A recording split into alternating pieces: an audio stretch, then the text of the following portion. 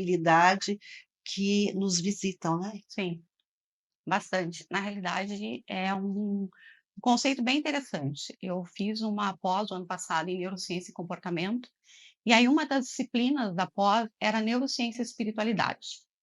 E aí eu comecei a aprofundar, li vários livros sobre o assunto, e aí nesse meio tempo surgiu a palavra inteligência espiritual. E eu comecei a me conectar muito, porque acho que fazia muito sentido com o meu trabalho, com essa caminhada que eu estou há 10 anos, né. Deixa eu até Hã, te apresentar, vou pedir licença um hã. pouquinho. A Beatriz Costa, terapeuta da alma, é master em programação neurolinguística, a nossa PNL, pós-graduada em neurociência e comportamento e também terapeuta e instrutora da técnica Theta Healing. Conosco, também na nossa sala de visitas, a escritora Jane De Luca. Como vai, Jane? Tudo bem? Bom dia, prazer estar aqui com vocês, Beatriz, a Cris, com os internautas. Muito bom dia. É. O nosso programa, ele vai ao ar, o inédito à noite, por isso que nós damos boa noite, mas ele também reprisa pela manhã, pela tarde e nos finais de semana em horários diversificados. Por isso que aqui a nossa sala de visitas é, digamos assim, eclética, né? Ela fala de manhã, ela fala de tarde e é isso tudo. Voltando então, Beatriz, eu começo te perguntando, o que vem a ser a inteligência espiritual? Bom, vamos fazer um pouco de cronograma, assim, né. No início do século XX, a gente começou alguns psicólogos começaram a trabalhar sobre a questão do inteligência intelectual. Na década de 90, se começou a trabalhar muito a questão da inteligência emocional, que hoje em dia as empresas trabalham muito com isso, né, porque não adianta a pessoa ter a capacidade, mas ela tem que saber se relacionar, né. E aí no final da década de 90, começou a se desenvolver o conteúdo de inteligência espiritual. Então a inteligência tem várias vertentes, né, mas, o que que seria isso? Seria, a pessoa aprender a se conectar com ela mesma, né. Hoje em dia a gente trabalha está muito no automático, né, e a gente não para para se ver, não é nem ver o outro, é se ver. Então a inteligência espiritual, ela traz essa relação com a gente mesmo, né. É a gente se olhar com mais amor, é a gente, trabalhar essa questão do autocuidado, né, ter tempo para se conectar com a sua alma, né. Então, existem vários autores falando sobre isso, e sobre essa questão da inteligência espiritual mesmo. Então ela traz é como se tu tivesse uma paz interior, né, tu faz a tua conexão contigo mesmo. E eu estava, lendo a respeito do assunto que eu te disse, achei extremamente interessante, eu tenho certeza que as nossas amigas e os nossos amigos vão prestar atenção sobre o conceito, sobre a questão da inteligência espiritual.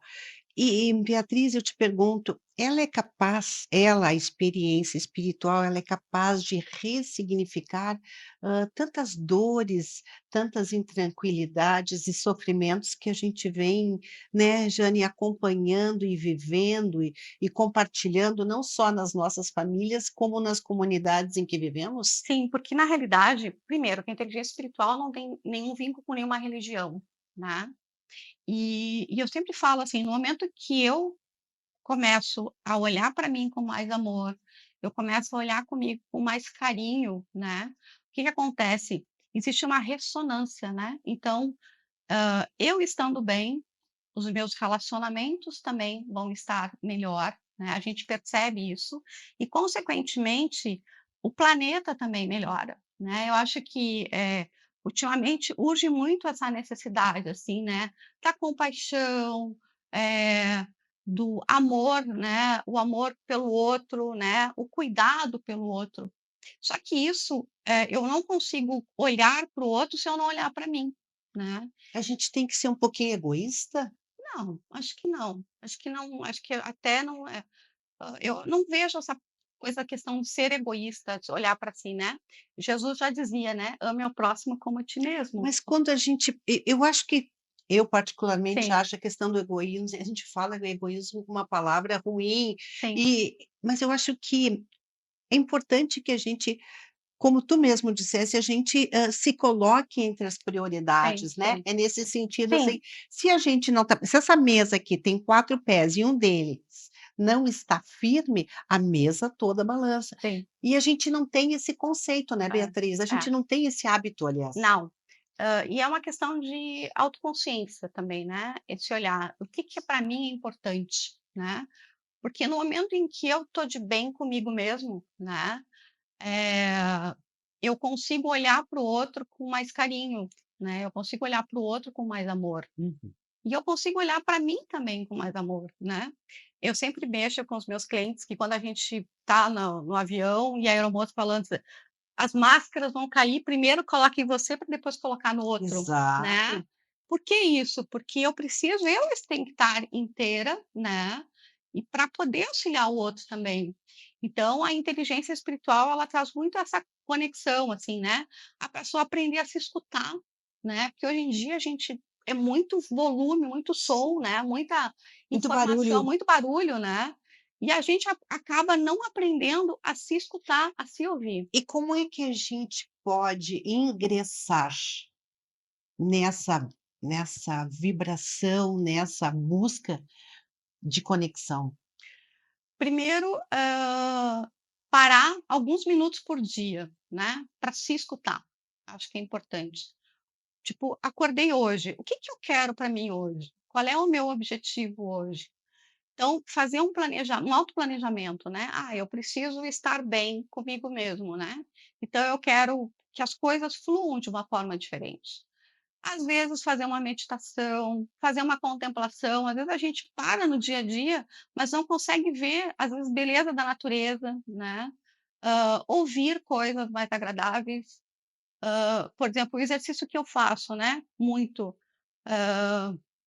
tudo que eu estou escutando, se me trouxe uma energia de desconforto, não digo nem palavra medo, mas desconforto, eu paro de ouvir, porque Perfeito. aquilo ali, para minha alma, Não está não fazendo. tá valendo, não está fazendo bem. E Então, no momento que eu começo a fazer isso, eu começo a trazer o meu campo vibracional, eu começo a trazer energias mais positivas. é saber escolher, né, Beatriz. Sim. Qual é o tu tens um consultório, muita experiência, qual é o problema mais recorrente que levam as pessoas a te procurarem como terapeuta da alma? Solidão, as pessoas, apesar de ter muita gente no planeta, as pessoas se sentem solitárias, né. Muitas questões de autoestima, né, as pessoas têm muita dificuldade de se olhar e se aceitar do jeito que a pessoa é, né. Hoje em dia é muita informação, muitos estereótipos, né, que são criados e às vezes a pessoa para poder se ajustar àquele estereótipo, ela acaba se mudando. E o se mudar não é tão positivo, porque eu acabo criando uma forma para agradar o outro. E aí não se completa, porque eu preciso o quê? Agradar a mim mesmo no primeiro momento, né. É um pouquinho de egoísmo que nós vamos insistir. Você vai sair hoje dessa se vai começar, aliás, essa semana pensando um pouquinho mais. Jane, queria também ouvir a opinião, já que tu és escritor e escrevestes essa obra tão polêmica, que também acaba tendo aderência à questão da inteligência espiritual, que vai começar a fazer parte do nosso dia a dia. Aqui no programa, a propósito, no um dos programas passados, nós conversamos que o maior índice de dar cabo da vida está na geração 50 a mais, exatamente em função da solidão. Então a pessoa tem filhos, tem parentes, mas ela se sente só, né. Sim. E muito assim, a falta de eu sempre falo, né, que às vezes a gente precisa não viver a vida, a gente precisa sentir a vida, né, sentir as emoções, se conectar com você mesma, né. Então e muitas vezes as pessoas ficam se sentindo meio que abandonadas de certa forma, né. E isso pode ter consequências bem sérias. Sim. Antes